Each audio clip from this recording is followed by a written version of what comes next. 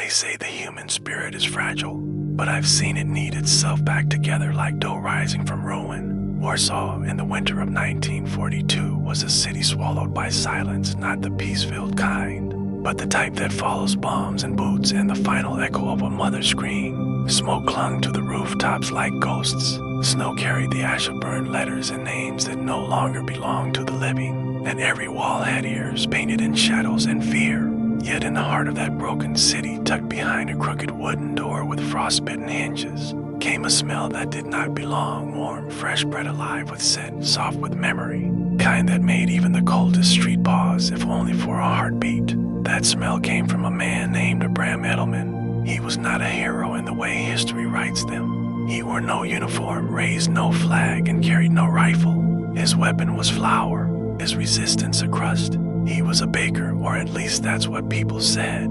But if you watched closely, if you looked beyond the soot-streaked apron and the tired eyes that rarely lifted from the counter, you would see that Abraham wasn't just feeding the body. He was feeding the soul of a dying city quietly, desperately, and with all that he had left.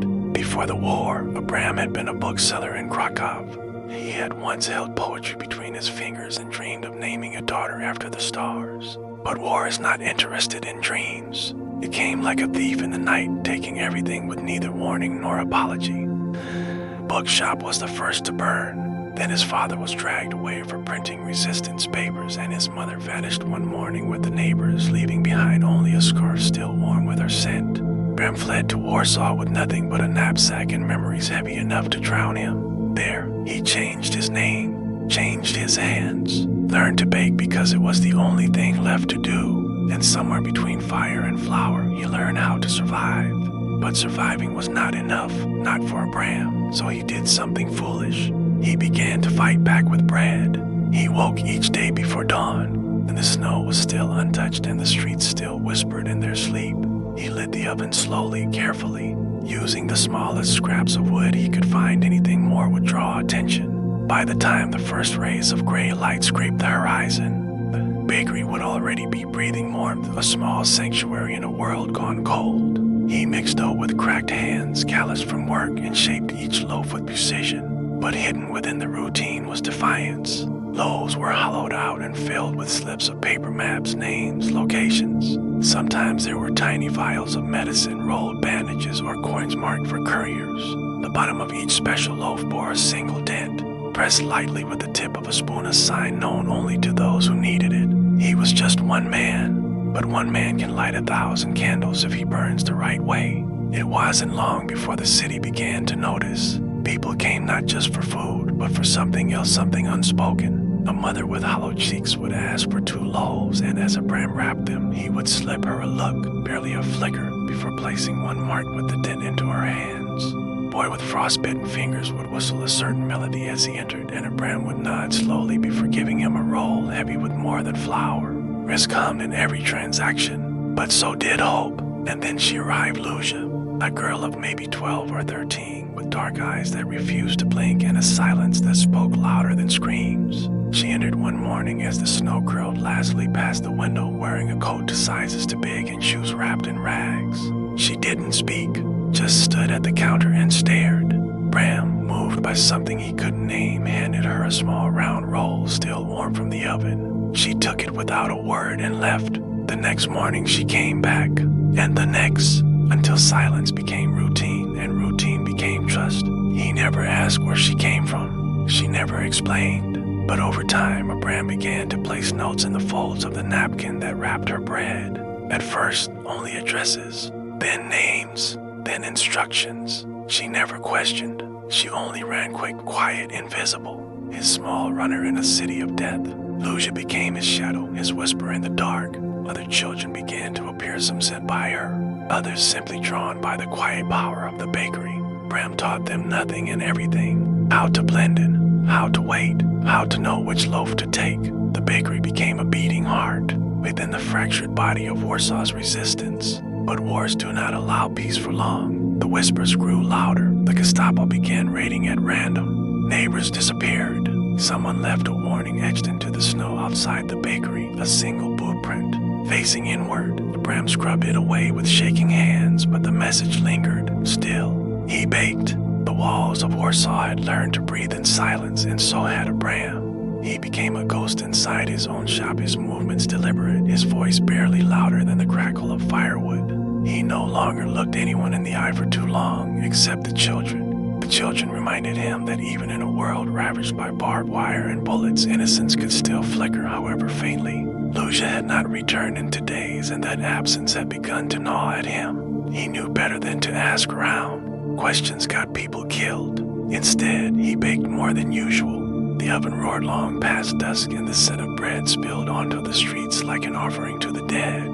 That night, long after the shutters were drawn and the last embers cooled in the oven's mouth, he sat alone in the back room, staring at a piece of paper that trembled in his hand. It had arrived tucked into a coat pocket, no name, just a location and a single word: tonight. He read it again and again, not because he didn't understand, but because the weight of it pressed against his chest like an anchor.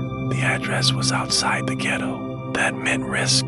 That meant smuggling. That meant someone needed to escape, and they were trusting him to light the first flame. He rose before dawn. That bakery smelled of yeast and smoke, of tension and trust. He prepared the loaves slowly that morning, fingers steady despite the thunder in his chest. One loaf he made thinner than the rest, hollow through its center, stuffed with a cloth map, a tiny compass, and 2 forged identification cards smuggled to him by a priest who never spoke more than he needed to. He sealed it carefully, brushed the crust with oil, and baked it until the scent disguised its secrets. The boy who came for it couldn't have been older than 9, cheeks red with wind, eyes too tired for a child. Bram said nothing. Neither did he.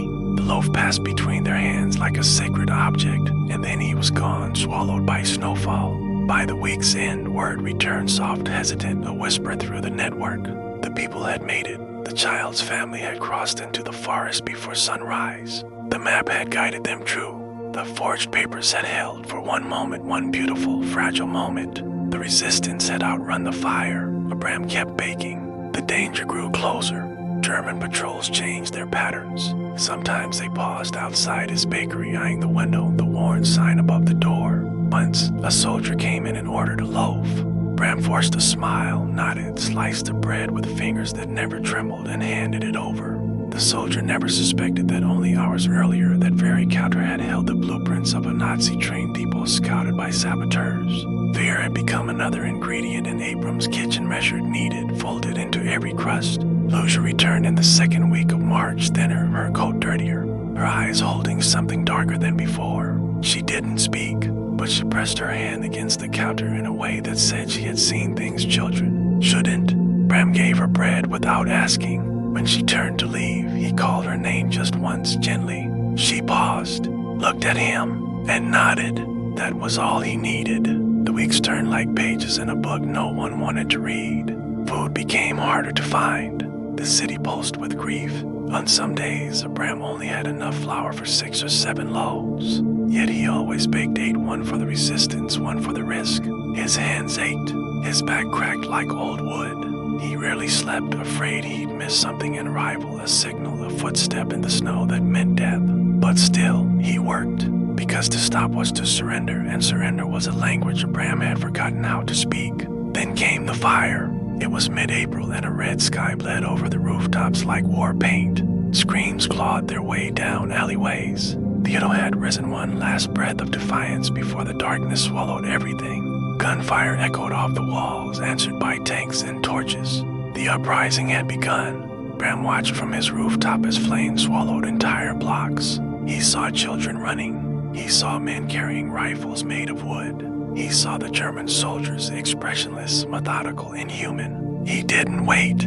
He opened his bakery and began baking through the night. The oven hissed like a living thing, the heat stifling, the air thick with flour and fear.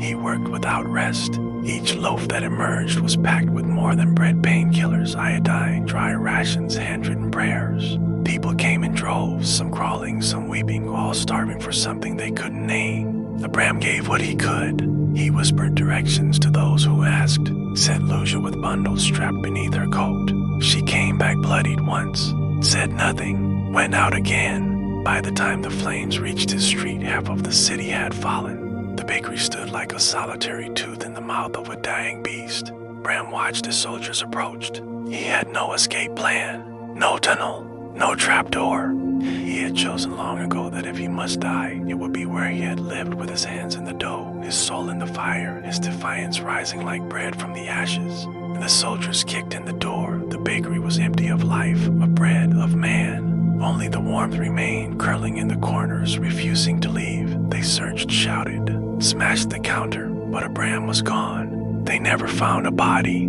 The soldiers left the bakery in pieces, bread trampled, shelves overturned, flour dusting the air like ghostly snowfall. The ovens were ripped open, the fire extinguished with heavy boots and heavier rage. But no one could say what happened to Abram Edelman. He had disappeared as quietly as he had lived, vanishing into the very city he had fed. Some whispered that he had escaped through the tunnels beneath Warsaw, used by smugglers and rebels. Others believed he had been taken and killed in the chaos. But the most enduring story, the one passed in hushed voices between survivors decades later, was that he stayed behind, hidden within the ashes of his own creation, refusing to leave the place where hope had lived longest. But what is certain is this: the bread never stopped appearing. Not long after the bakery was destroyed, resistance fighters in hiding reported finding loaves of bread left near drop points wrapped in cloth still warm, marked by the same familiar dent on the underside. Small bundles, never more than 2 or 3 loaves at a time, left in alleyways or between the stones of demolished courtyards. Sometimes they carried food, other times medicine, occasionally a single note written in neat handwriting that simply reads, "Still here." The message spread like wildfire through the broken heart of the city. The baker lives. It was enough, just enough. In a world where everything else was burning, where trust was treason and every shadow carried death, that whisper of survival became sacred. Bakery had fallen, but the baker had not, and so people kept searching. Children who had once run deliveries now led others to safe houses using maps hidden in loaves. Mothers taught their sons what the dent in the crust meant. The act of baking itself became a ritual of remembrance, a flame that refused to die, and Lucia, she never stopped. She remained in Warsaw long after the ghetto had turned to ash. Her hair grew wild, her eyes colder, her steps quieter. She wore her silence like armor and became a myth in her own right, the bread girl, the courier in the storm. It was said she once led an entire family of 5 through a sewer system into the arms of a Red Cross worker with nothing but a matchstick map tucked inside her boot. No one ever saw her cry, not even when children younger than her died in the street. She had learned from Abram that tears were for after, when the work was done and the bread was safe. Years passed, the war ended, or at least the shooting did. The city lay in ruined stone and sorrow layered like sediment. Survivors crawled from basements and forests. Names were scratched back into doors. New signs were painted on old buildings. Among them, bakery remained a husk, charred and hollow, but still standing. One morning, a young woman with dark eyes stood before its ruined doorway. She wore a coat too thin for the season and carried a single loaf of bread, cradled like a child.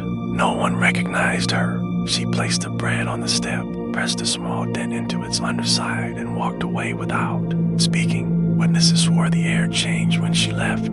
That was the beginning of the memory, not the war's memory, the baker's.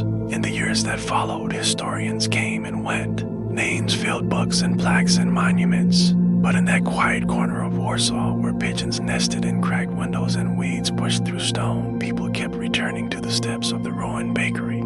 They brought bread, simple, unsalted loaves, some hollow, some whole, some filled with flowers, all of them marked. Children brought notes folded into napkins. Veterans lit candles and whispered prayers. Tourists stood confused as the local guide, elderly and fragile, explained in a soft, reverent tone, "This is where hope was baked." The building was never rebuilt. Some said it should remain that way, an open wound that reminded the city how it had bled and how it had survived. Others said it didn't matter whether the walls were new or old, because the true bakery now lived in story, in scent, in legend. In the Museum of Resistance, tucked in a quiet hall few visited, there is a glass case. Inside it, resting on a folded cloth, is a scorched wooden spoon, bent and blackened, the end slightly curved.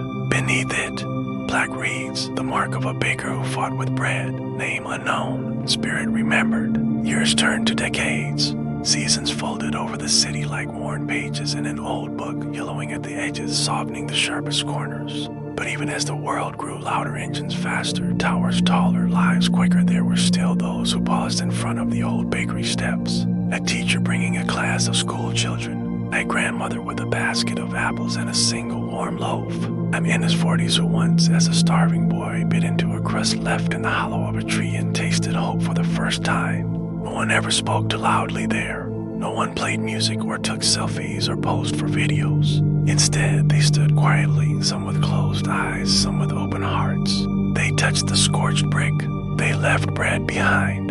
And though the air was now filled with the scent of traffic and oil and the steel of a changing world, some swore that just briefly it still smelled of flour and fire and safety. Lucia never returned to the bakery, not physically. Her final years were spent in a modest home on the outskirts of the city, surrounded by plants who spoke to more than people. She refused interviews, turned away awards, and though her name appeared on the walls of remembrance, she never acknowledged it.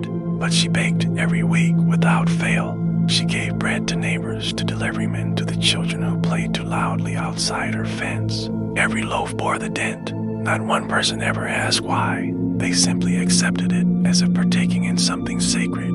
Before she passed, a nurse, young, curious, not yet hardened by the silence that comes with working in rooms full of memory, asked her, "Was the baker real?" Lucia didn't answer for a long time. She stared at the ceiling as if searching for the right stars to speak to. And then, in a voice so soft it could have been wind, she whispered, "He was bread when we had none, fire when the world went cold, and silence when the loudness of hate tried to fill us." The nurse held her hand until her final breath. When the woman died, they found a single loaf cooling on her windowsill, untouched but still warm. It had no filling. It carried no note, only the dent pressed deep into the underside, a mark of where the fight had once lived. And now the story lives here with you. It lives in the quiet moments when you wonder if kindness still matters, in the whispered memories passed from grandmothers to grandchildren, in the warmth of things made by hand, in the courage of those who fought not with guns or swords, but with flour and fire and silent defiance. So if you ever walk through Warsaw or any street touched by the weight of history and you see a loaf left somewhere quiet, don't ignore it. Pause, breathe, remember. Not all warriors wear uniforms. Some wear aprons dusted in ash and carry warmth in their hands instead of weapons.